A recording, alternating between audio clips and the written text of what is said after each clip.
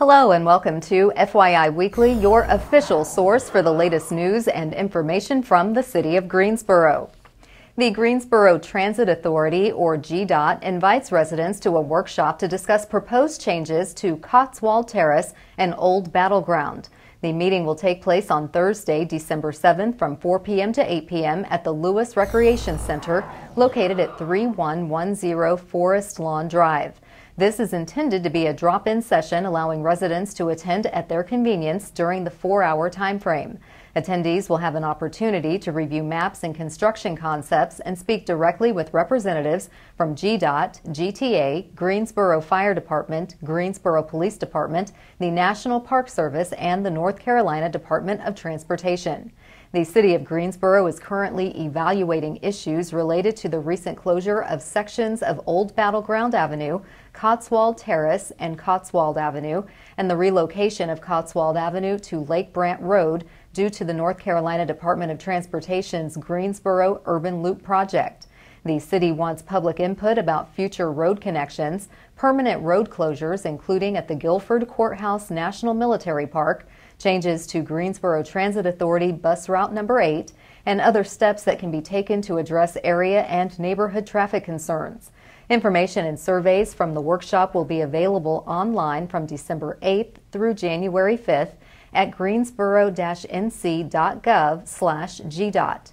Written comments can be mailed to the Greensboro Department of Transportation regarding Cotswold and Old Battleground to P.O. Box 3136, Greensboro, North Carolina 27402.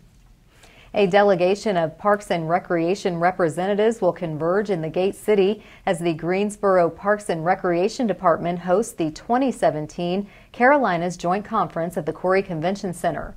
The Recreation and Parks Association's conference will take place December 11 through 13, bringing together more than 1,000 professionals from North and South Carolina to learn from their respective park and recreation operations. This year's theme, Parks and Recreation More Than You Think, embraces the fact that progressive agencies do more than provide activities to fill residents' spare time.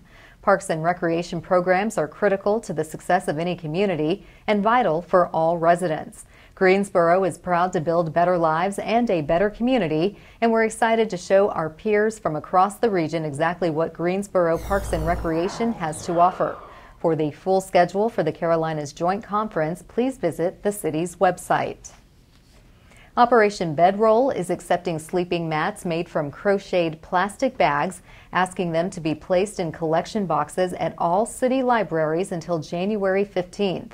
There is also a drop-off box at Reconsidered Goods, located at 2805 Patterson Street. Operation Bedroll is a collaboration between GPD, Field Operations, and the library in an effort to keep non-recyclable materials out of the landfill while providing the homeless with a mat to sleep on this winter. The bedrolls provide an insulating layer to prevent the loss of body heat for someone who sleeps outdoors. Greensboro's residential recycling program does not accept plastic bags, which can get tangled in sorting machines at the recycling center. Residents may recycle plastic bags and other plastic wrap or film items at participating local retailers such as grocery stores. All materials must be clean, dry, and free of food residue prior to being recycled. In an effort to help our residents and employees improve their quality of life, the city has partnered with Cone Health for a series of brief and informative videos designed to inspire you to get fit and stay fit. Let's check in with our friends at Cone Health for today's news for your health. Hi, I'm Nadeem Akhtar, one of the psychiatrists here at Cone Behavioral Health, and we have Neil Mashburn, our physician assistant. We're going to talk about an important topic. As we know that winter is coming, days are getting shorter, there's going to be decreased sunlight. It can affect people in certain ways. Some people can have depression and sadness. So we're going to talk to you and we're going to take you through winter blues and beyond and how to and when to get help for it. Now we're going to talk about how to recognize the winter blues or holiday blues. Some of the common things are people may start feeling sad or unhappy for no reason. Some people may actually start overeating and they're spending more time in the kitchen. Some people may sleep less, some people may sleep more. Although the nights are already longer, but they go to bed early, they wake up late. Some people may start complaining of headaches, irritability, having more arguments with the family members. Some people may start not wanting to go to the gym or cut down on their outdoor activities. People may feel tired and amotivated, exhausted. Some people may start indulgence in more alcohol and drugs and feel more worryful and start having more anxiety symptoms. Here's some tips for coping with the holidays. Number one, set realistic expectations. Make a schedule and stick to it. And in that schedule, be sure to put plenty of downtime for yourself so you can relax and enjoy the holidays. Also, be sure to get plenty of rest, continue to exercise, and try to eat healthy. Take a break from social media. Spend time with your family. Engage. Turn off that computer, shut off that cell phone, and be involved with the family. Now we're going to talk about the warning signs of winter blues. It is important to recognize it so that you can get help. Some of the common things that can happen is dysfunction. Dysfunction can be in any way. You can start skipping school, not going to work, calling in sick, amotivated, not able to do the things that you were enjoying before, like social activities. Other things to worry about is hopelessness. People start feeling as if there's no light at the end of the tunnel. Crying spells. You're getting more irritable with the family and friends and small things bother you too much. Feeling of guilt, as if you're recalling the past events which are traumatizing. Excessive sleepiness. Not taking care of your personal hygiene. The most important thing is some people start losing weight. If the loss in weight is more than 5% or the gain in weight is more than 5%, it's definitely a sign that this is more than winter blues.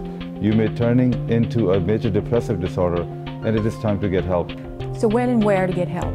Again, if you have feelings of hopelessness, anxiety, and depression that seem particularly intense and don't go away, or if you're having suicidal ideation or a family history of depression or mental illness, you can always talk to your family doctor, or you can call Cone Behavioral Health, Kernersville Med Center. We're here.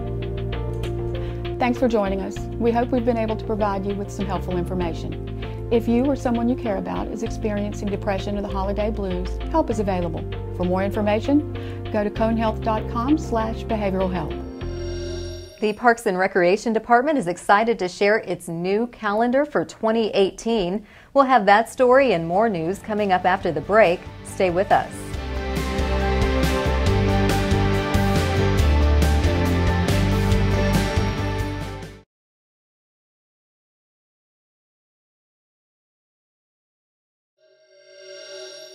Welcome back to FYI Weekly.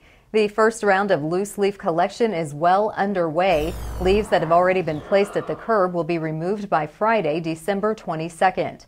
The second round of collection will take place from Thursday, December 28th through Friday, January 26th.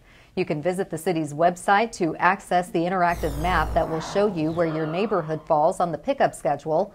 Meantime, the city offers the following tips for a successful loose leaf collection season. Rake leaves to the edge of your yard behind the curb, not in the street or on the sidewalk. Remove sticks, rocks, and other debris that may damage city equipment. Do not park vehicles on, in front of, or near piles of leaves. And residents may also use the city's year-round yard waste program to dispose of leaves.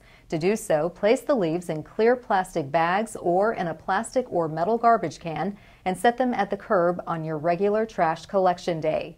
The collected leaves are converted into compost to fertilize city gardens and landscaped areas. If the landscape areas in your yard could benefit from the compost, it may be purchased at the White Street landfill located at 2503 White Street. More than 5,300 Greensboro residents have downloaded the Park Mobile smartphone app since it launched in July.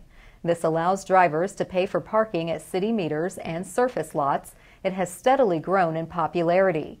In October, approximately 15% of metered parking fees were paid through the app. The Park Mobile app has proven to be a popular alternative to using coins at a parking meter or pay station.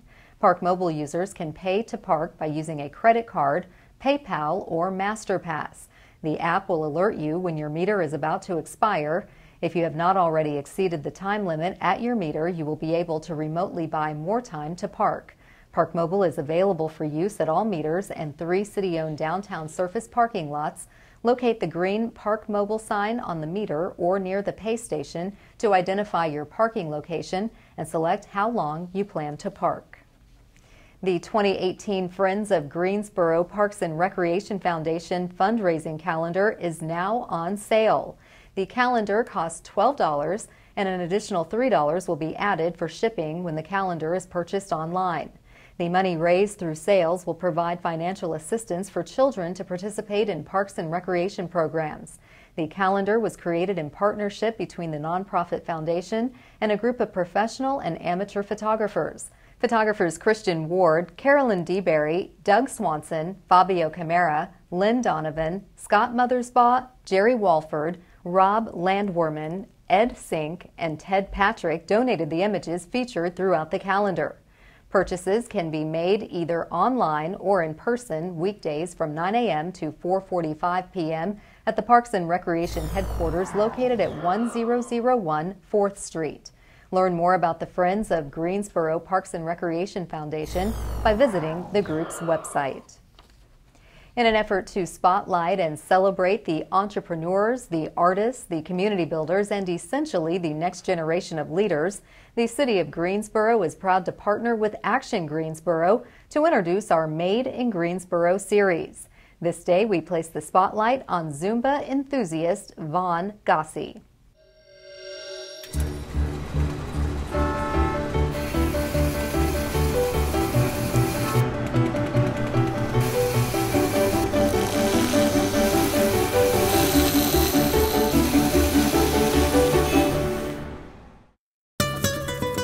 At first, Vaughn Gossi didn't think Zumba could be a real workout, but once he started, he couldn't get enough. Zumba is a popular cardio dance fitness program of movements inspired by Latin American dance music. It's a global phenomenon which has captured more than 15 million people in 200,000 locations across 180 countries. Now, Vaughn travels the world as one of 200 Zumba jammers who help existing instructors enhance their classes through new choreography and techniques. You can find him right here in Greensboro, where he leads a group of more than 75 people twice a week between the Brassfield and Wendover Gold's gyms in Greensboro and Jamestown. By day, the UNCG alumnus is a business analyst for the Fortune 500 healthcare company United Health Group, which he says helps him run his career as a Zumba instructor.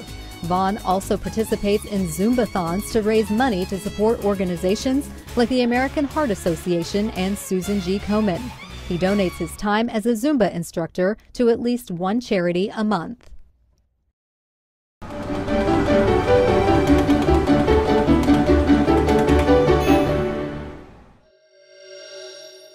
To learn more about Made in Greensboro or to see more images taken by photographers Jerry Wolford and Scott Muthersbaugh, visit the Action Greensboro website at madeingso.com.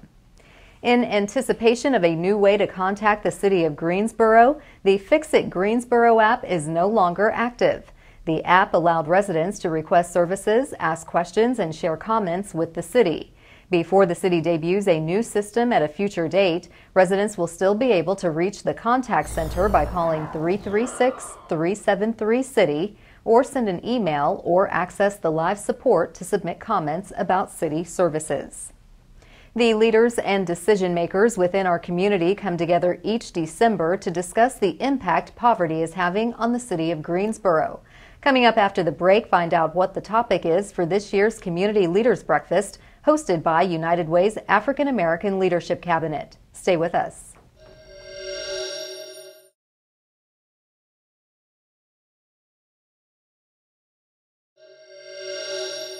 Welcome back to FYI Weekly. The United Way of Greater Greensboro is on a mission to break the cycle of generational poverty in our community. Each year, the agency convenes the decision makers throughout the city to formulate solutions to this persistent problem. Joining me now to tell us about the focus of this year's Community Leadership Breakfast is Peggy Blackwell. She is the chair of United Way's African American Leadership Cabinet. Hello, Peggy. Welcome to the show. Hello. I'm glad to be here. Glad to have you. So tell us, what is the theme and the discussion topic for this year's Community Leadership Breakfast? So what the statistics show is that in Greensboro, 57,000 residents, including over 16,000 children, live in poverty. The poverty rate here surpasses the national average by 37%. One of the United Way's main focus areas is battling the root causes of poverty. So at this year's breakfast, we have some great panelists joining us who will discuss the impact of poverty on education. Okay, and it's very important, I think, that we shed the light on this topic on every level, but I think as United Way really strives to make this their core mission, reaching the youth in our community is really the key to trying to break that cycle of generational poverty. Absolutely. And what are you hoping in terms of the panel discussion that the outcomes will be? To educate everyone, to educate them on the facts, to show them what poverty looks like, because it's not oftentimes what people think it is, to also do a call of action for the folks in the community to be compelled to act, either by giving, mentoring a child, volunteering, or giving financially. Okay, and when is the breakfast taking place, and how many years has African American leadership hosted the event? This year actually marks our 10-year anniversary of the Breakfast with Community Leaders event, and the breakfast takes place Thursday, December the 7th from 7:30 a.m. to 9:30 a.m. at New Zion Missionary Baptist Church on Martin Luther King Drive here in Greensboro. Okay, 10 years is a long time, and congratulations on that. But you've had other notable milestones through African American leadership. Tell us about that. Absolutely. So this year also marks the 5-year anniversary of the African American Male Initiative. We've had a wonderful success with that program. We've actually had over 220 adults mentoring over 170 students. Wow, that's very impressive. Now, if folks are watching this and they say African American leadership is something I want to support or be involved in, or just United Way in general, how can they get involved? Okay, so a couple of things. One, this year also marks the 15-year anniversary of AAL being in existence. We've given, helped contributed over $4 million to United Way. So to get involved, or if they want to help out, they can actually volunteer, advocate, give financially. They can go to the United Way of Greater Greensboro's website and learn more information on it, and that website is unitedwaygso.org. Okay, well, thank you, Peggy. It's always a real eye-opener to see what kinds of efforts are being made in our community to help those people in our community so the dollars stay right here. We appreciate all the efforts of African American leadership and United Way, and I'm sure the breakfast will be a great success, and I'm looking forward to hearing the discussion and the solutions. Thank you, Carla. Come back and see us. Stay tuned for a little-known fact about Greensboro as we tell you something about the city. That's coming up after the break.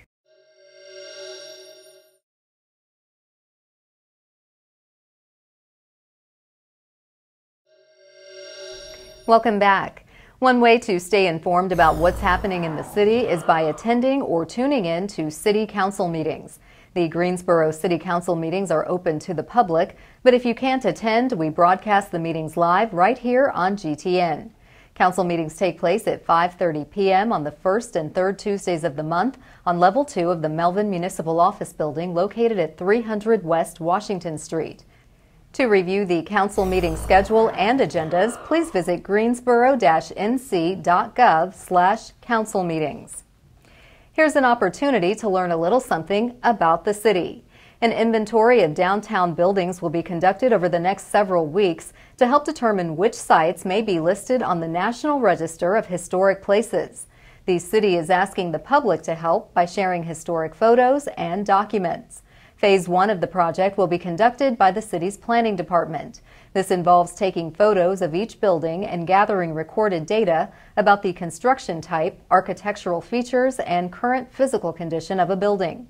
The second and final phase, an architectural historian will determine which buildings may qualify for the National Register and resurvey the current downtown Greensboro Historic District. If you happen to have any old photographs or documents, you're encouraged to share them with the city's planning department. Items that can be reproduced will be returned in the condition they were received. When a property is listed on the National Register, its owner becomes eligible for federal and state rehabilitation tax credits.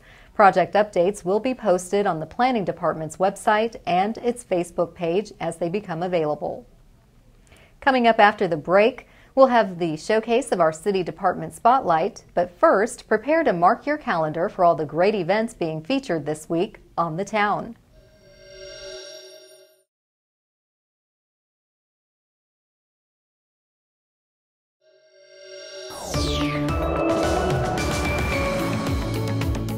Hey, this is Jody, and these timeless traditions are sure to put you in the holiday spirit. Check out the Piedmont Winterfest happening now through January 28 at LeBauer Park. Lace up your skates and head over on Friday from 4 to 10 p.m. There's also an ice slide for lots of family fun. For more details on Winterfest, including schedule and specials, head over to PiedmontWinterfest.com. One of the most iconic holiday productions, The Nutcracker, will be performed by the Greensboro Ballet on Saturday and Sunday at the Carolina Theater. Swirling snowflakes, giant mice, dolls that come to life, and sweets from around the world are just some of the characters you'll experience as you join Clara on her magical adventure.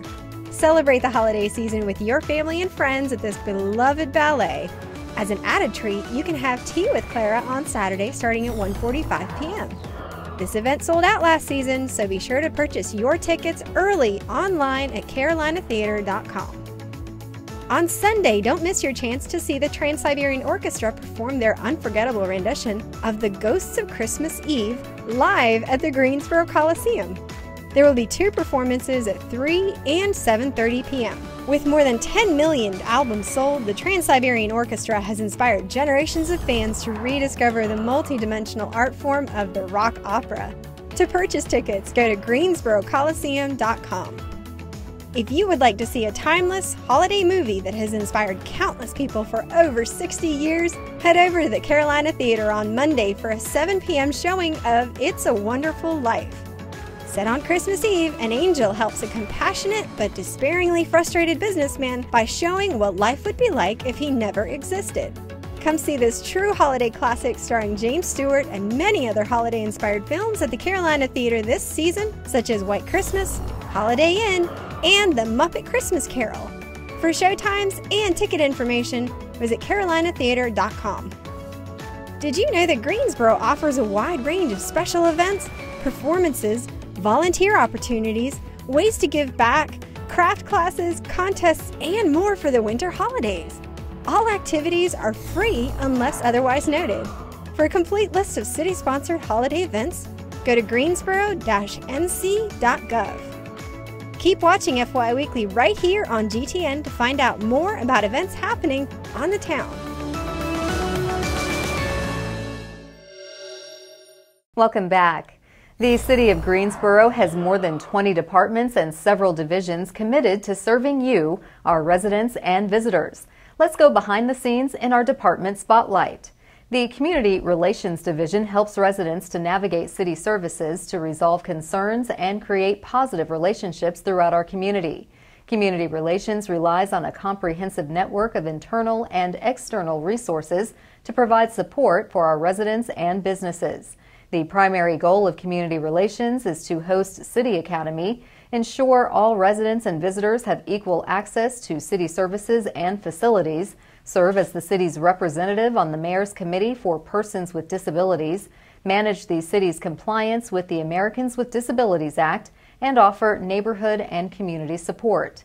If you would like to volunteer, report a concern about a city facility, request for a staff member to attend a neighborhood meeting, or coordinate a neighborhood walk, visit the Community Relations page on the city's website. On the other side of the break is this week's Way to Go GSO shout out. Stay with us.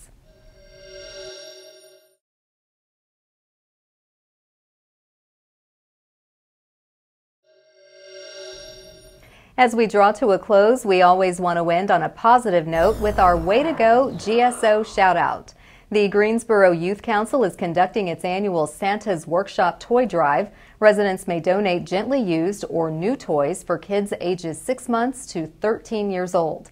Donation boxes will be available at all city recreation centers and libraries until Friday, December 8th. Toys will be donated to families in need as identified by community partners.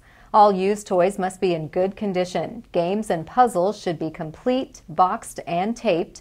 Toys should be placed in plastic bags or boxes. Food and clothing are not being accepted.